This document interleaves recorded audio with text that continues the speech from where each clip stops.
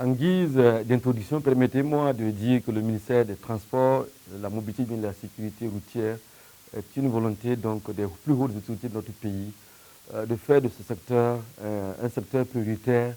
Nous avions une vision de faire en sorte que le secteur des transports terrestre, aérien, maritime soit un secteur moderne, professionnel, dynamique et compétitif. Pour y parvenir, nécessairement, il va falloir faire des réformes. Et dans ces réformes-là, nous voulions professionnaliser l'industrie des transports routiers et engager des réformes claires pour accroître notre capacité à être compétitif dans notre région, mais aussi dans la sous-région, par des transporteurs bien formés, mais aussi bien équipés. Et quand on regarde donc la vision du président du Faso, nous pouvons faire donc un bilan pour dire que, par exemple, au niveau de la modernisation et la professionnalisation donc, des types de transport et de l'industrie du transport, nous avions fait un bilan qui nous permet de dire que non seulement dans la sous-région, nous avons des types de transport qui sont sécurisés et qui sont fiables, qui sont infalsifiables.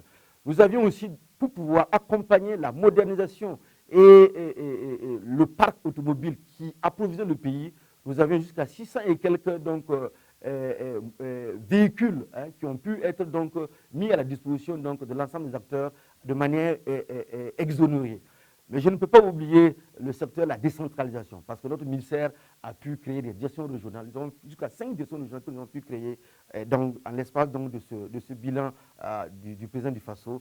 Je voudrais ne pas oublier la mobilité urbaine, parce que nous avons équipé un bus Sotraco. Nous avons aussi naturellement décentralisé Sotraco. Mais en matière de sécurité routière, nous devons comprendre que véritablement, au-delà de la sensibilisation, et le président du Faso est très regardant sur cette question-là, mais nous devons mettre l'accent surtout sur notre capacité à faire en sorte que nous, citoyens, nous prenons en charge nous-mêmes notre propre sécurité, en faisant en sorte que le code de la route soit respecté, et c'est ça le rôle de l'ONCR, mais aussi en faisant en sorte que la route parle de plus en plus aux citoyens qui circulent. Nous allons continuer l'élan en essayant de pouvoir mettre l'accent sur les groupes vulnérables, que sont les jeunes, que sont les élèves, que sont les étudiants.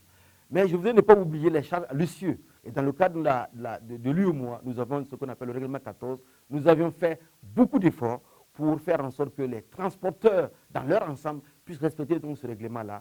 Allons-y dans le sens du renforcement des capacités. CCVA a joué un grand rôle. Et je veux saluer ici CCVA parce que non seulement ils sont en train de se décentraliser au niveau donc, de certaines villes, de certaines régions, mais même à Ouagadougou, on a prévu à Gonsin un nouveau centre donc, de contrôle automobile de l'État.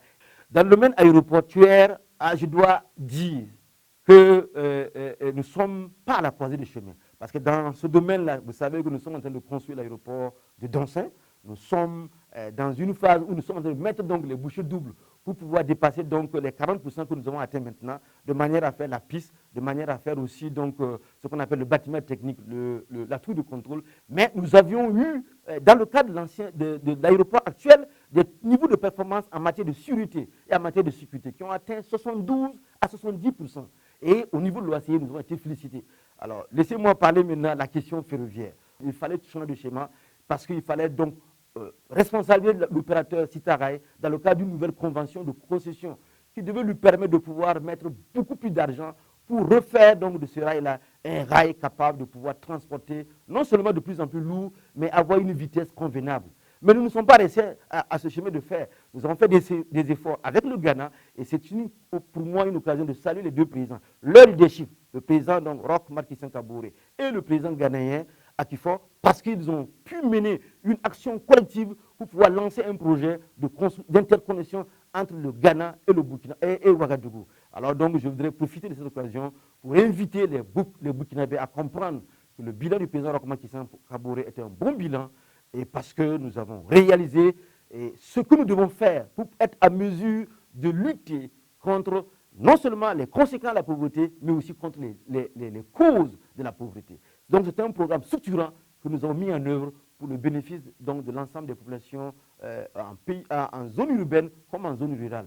Et je vais donc inviter les Burkinabés à voter massivement pour le président Roch Marc Christian Kaboré.